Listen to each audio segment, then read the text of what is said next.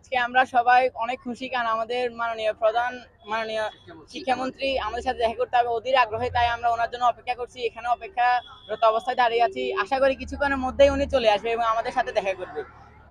তোমরা কেমন আছো? পড়ালেখা করো তো? করতে হবে, নকল আর হবে না।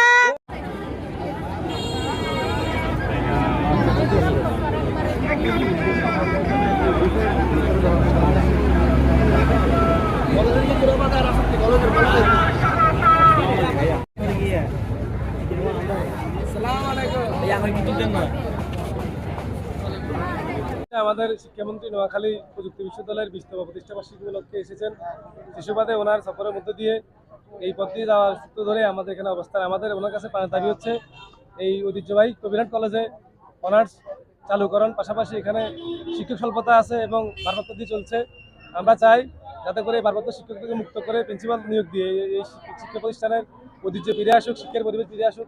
জনপ্রিয় শিক্ষামন্ত্রী জনাব এহসানুল হক মিলন উনি আমাদের নোয়াখালী বিজ্ঞান ও প্রযুক্তি বিশ্ববিদ্যালয়ে এসেছেন। সেখানে প্রোগ্রাম শেষে কবিরহাট হয়ে উনি আমাদের প্রয়াত নেতা, বিএনপি স্থায়ী কমিটির প্রয়াত সদস্য, সাবেক উপরাষ্ট্রপতি, সাবেক প্রধানমন্ত্রী, নোয়াখালী উন্নয়নের উপকার এই আমাদের নোয়াখালীবাসীর অভিভাবক জনাব ব্যারিস্টার মওদুদ আহমদের কবর জিয়ারত করার জন্য ওনার কোম্পানিগঞ্জস্থ বাড়িতে যাবেন।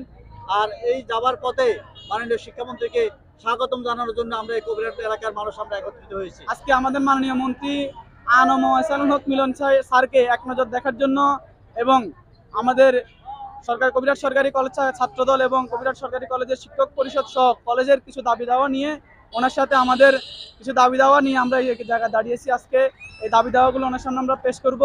আশা করছি আমাদের মাননীয় শিক্ষামন্ত্রী আমাদের দাবিগুলো রাখবে। আমাদের কবিরহাট কলেজে বর্তমানে একজন অধ্যক্ষের অভাব। আমরা আশা করছি আমাদের দাবিগুলোর মধ্যে অন্যতম প্রথম শর্তটি হচ্ছে আমাদের কবিরহাট কলেজে একজন অধ্যক্ষ নিয়োগ।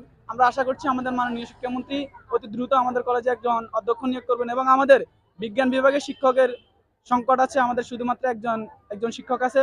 আমরা আশা করছি আমাদের দাবিগুলোর মধ্যে অন্যতম এটাও একটা। আমরা আশা করছি মাননীয় মন্ত্রী আমাদের দাবিগুলো সদৃষ্টিতে দেখবেন এবং অতি দ্রুত আরও একটি দাবি ছিল আমাদের কলেজের একটি অডিটোরিয়াম প্রস্তুতের। আমাদের আরো কয়েকটি কবিরহাট কলেজের শিক্ষক এবং ছাত্রদল সমন্বিত অনেকগুলো দাবি উত্থাপন করা হবে এই স্মারকলিপিতে। আশা করছি মাননীয় মন্ত্রী আমাদের সবগুলো দাবি যথাযথ উনি আমাদেরকে পূরণ করার চেষ্টা করবেন। ধন্যবাদ।